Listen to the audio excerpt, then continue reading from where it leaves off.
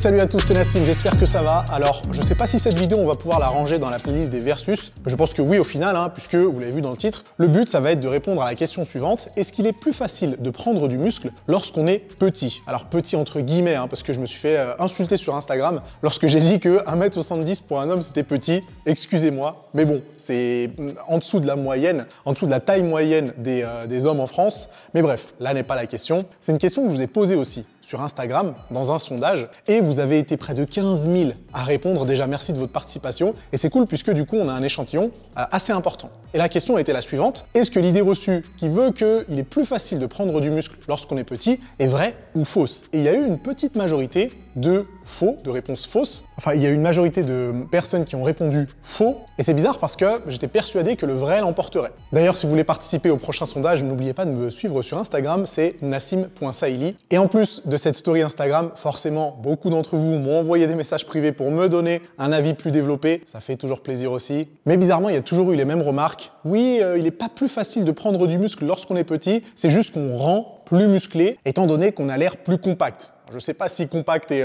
la bonne expression à utiliser, mais je pense que vous avez compris l'idée. Mais c'était absolument pas ce que je demandais en posant cette question. Ma question n'était pas, est-ce que pour la même quantité de muscles, relative bien sûr à la taille, est-ce que quelqu'un d'1m70 aura l'air plus musclé que quelqu'un d'1m90? C'était pas ça ma question. Ma question c'était réellement, est-ce que quelqu'un d'1m70 ou d'1m65 ou d'1m60 aura plus de facilité à prendre du muscle qu'une personne qui mesurerait 1m90, 1m95 ou 2 m? C'était ça ma question. Et la réponse, c'est oui. Ça peut vous surprendre, mais oui, il est plus facile de prendre du muscle lorsqu'on est petit. Et je vais évidemment vous expliquer pourquoi. Alors première chose, ça fait pas encore partie de l'explication, mais c'est toujours intéressant à savoir, lorsqu'on se pose ce genre de questions, c'est toujours bien de regarder les athlètes au plus haut niveau dans cette discipline et d'observer un petit peu leur physique. Et dans ce domaine-là, la première chose à faire, ce serait d'observer le physique des bodybuilders. Vous avez peut-être déjà entendu la phrase « le bodybuilding, c'est un sport de petits ». Et c'est pas pour rien si on dit ça, c'est que effectivement, ceux qui arrivent à atteindre le plus haut niveau en bodybuilding sont très rarement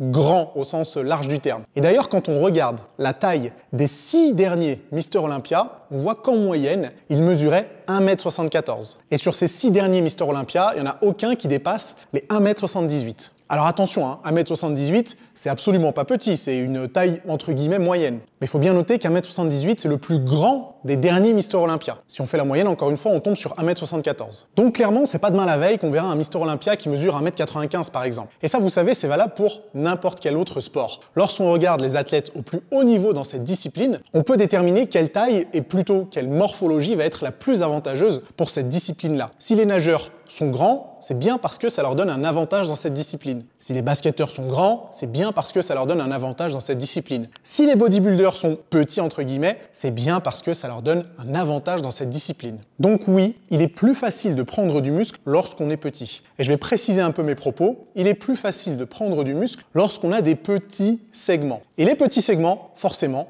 ils se retrouvent plus souvent chez les personnes qui sont petites. C'est pas demain la veille que vous trouverez quelqu'un qui mesure 1m95 avoir des tout petits tibias ou des tout petits fémurs. Alors ça doit bien exister, mais ça doit être un individu sur des centaines de milliers ou voire même des millions d'individus. Et l'inverse s'applique également. C'est pas demain la veille que vous rencontrerez un homme qui mesure 1m75 avoir des tibias gigantesques et des fémurs gigantesques. Donc forcément, la longueur de vos segments va avoir une influence sur votre taille totale. Et on retrouve plus souvent des petits segments sur des personnes de petite taille et des grands segments sur des personnes de longue taille. Vous avez peut-être déjà entendu les termes bréviligne et longiligne. On va pas rentrer dans le détail parce que c'est pas le propos de cette vidéo, mais effectivement, vous avez plus de chances d'être bréviligne si vous faites moins d'1m75 et vous avez plus de chances d'être longiligne si vous faites plus d'1m80. Bien sûr, c'est pas noir ou blanc, mais vous avez compris le délire. Alors pourquoi est-il plus facile de prendre du muscle lorsqu'on a des petits segments? C'est là où je vais avoir besoin de mon tableau blanc. Avant de vous sortir mon tableau blanc et de vous expliquer exactement de quoi il s'agit, si jamais cette vidéo vous plaît les amis, cliquez sur le bouton s'abonner, ça fait toujours plaisir. Et moi, ça me permettra de bosser sur des projets un peu plus ambitieux. Donc apportez un peu de force, cliquez sur le bouton s'abonner, activez les notifications pour ne pas rater les prochaines vidéos. Et on est parti sur des schémas dignes des plus grands illustrateurs. Ok, voici les explications et soyez attentifs. Le premier individu, celui du haut, qu'on va appeler Monsieur A, ça on se casse pas la tête, c'est celui qui est considéré comme grand et qui a donc plus de chances d'avoir des longs segments. Alors que celui du bas, qu'on va appeler Monsieur B, c'est très mal écrit, celui du bas, qu'on va appeler Monsieur B, est lui considéré comme petit et a donc plus de chances d'avoir des petits segments. Ces deux individus font des élévations latérales avec un haltère de 10 kg. Chez Monsieur A, la distance entre l'articulation d'épaule et l'haltère est de 65 cm. Chez Monsieur B, la distance entre l'articulation de l'épaule et l'haltère est de 50 cm. À votre avis, si ces deux individus cherchent à faire une série de 10 sur les élévations latérales avec un haltère de 10 kg, dans quel cas de figure le mouvement sera le plus difficile? Je pense que vous connaissez la réponse, c'est dans le cas de figure de l'individu A. Étant donné que le bras de levier est plus important, eh bien le deltoïde de Monsieur A devra produire plus de force pour effectuer le même nombre de répétitions avec la même charge de travail que l'individu B. Donc dans ce cas de figure, Monsieur B devra travailler moins dur pour faire le même nombre de répétitions avec la même charge de travail. Et là, vous êtes en train de vous dire, Nassim, tu nous as dit juste avant qu'il était plus facile de prendre du muscle lorsqu'on avait des petits segments. Alors que tu viens de nous montrer par A plus B que lorsqu'on a des petits segments, eh bien nos muscles travaillent moins dur pour effectuer la même tâche que quelqu'un qui aurait des longs segments. Ça n'a pas de sens. Eh bien en fait si, ça a beaucoup de sens. Et si ça fait un moment que vous suivez mes vidéos, vous connaissez la suite du raisonnement. Votre organisme, dans une logique de survie, va toujours chercher à s'économiser. Vous savez justement que cette notion d'économie, c'est ce qui nous permet de prendre de la masse musculaire. L'hypertrophie musculaire, donc le fait d'avoir des muscles plus gros, c'est juste un mécanisme d'adaptation qui permet à vos fibres musculaires de produire moins de force pour effectuer la même tâche. Réfléchissez-y 2 secondes. Lorsque vous commencez la muscu, vous avez du mal à faire une série de 10 répétitions au squat avec 40 kg. Qu'est-ce qui va se passer si vous continuez à vous entraîner? Vos quadriceps et vos fessiers vont grossir pour que vous ayez moins de mal à effectuer le même nombre de répétitions avec la même charge de travail. Vos fibres musculaires ont gagné en volume pour que vous puissiez dépenser moins d'énergie en effectuant la même tâche. Et ça, c'est valable pour tout, pas juste le sport, pas juste la musculation, c'est valable pour absolument tout. Et donc cette notion d'économie, elle est au centre de votre pratique de la musculation. Qu'est-ce qui va se passer dans ce cas de figure précis, Monsieur A versus Monsieur B? Monsieur A, étant donné la longueur de ses segments, aura besoin que son deltoïde produise une grande quantité de force pour soulever cet haltère de 10 kg, ce qui est tout sauf de l'économie. Donc qu'est-ce qui va se passer? Votre organisme va faire appel à d'autres groupes musculaires pour éviter que vous dépensiez trop d'énergie ou que vous vous mettiez en danger en essayant de soulever cet haltère de 10 kg. Au contraire, pour Monsieur B,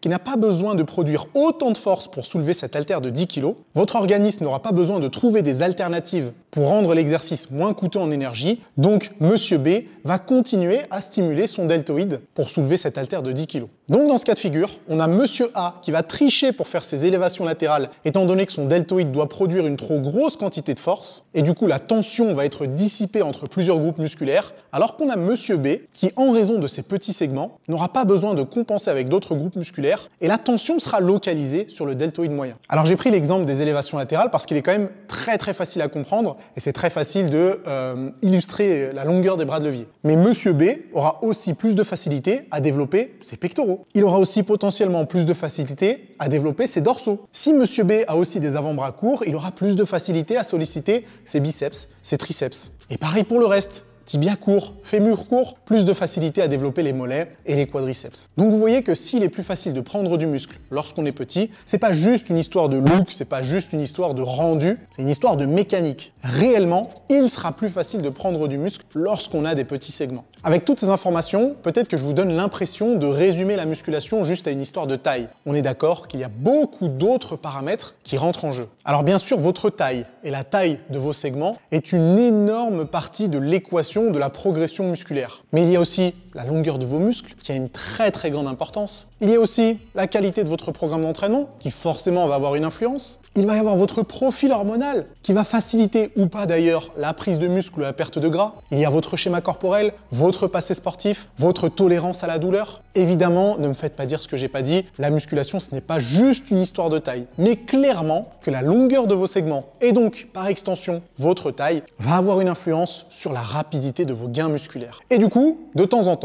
on se retrouve avec des athlètes qui réunissent toutes les conditions pour avoir un physique absolument incroyable. Ils ont des segments qui ont pile la bonne taille, une longueur musculaire qui a pile la bonne taille, un profil hormonal qui est exactement ce qu'il devrait être pour prendre du muscle, un bon schéma corporel, un bon programme d'entraînement, une bonne tolérance à la douleur, et ça en fait des athlètes exceptionnels. Mais il faut bien comprendre que la longueur de vos segments et par extension votre taille joue un rôle capital, majeur dans la rapidité de votre progression. Ok les amis, c'est tout pour aujourd'hui. J'espère que c'était pas trop brouillon comme explication. Dites-moi ce que vous en pensez dans les commentaires. On continue à en discuter. Si jamais cette vidéo vous a plu, bien sûr, on s'abonne à la chaîne, on met un pouce en l'air. Et nous, on se retrouve très vite pour d'autres vidéos. À plus les amis.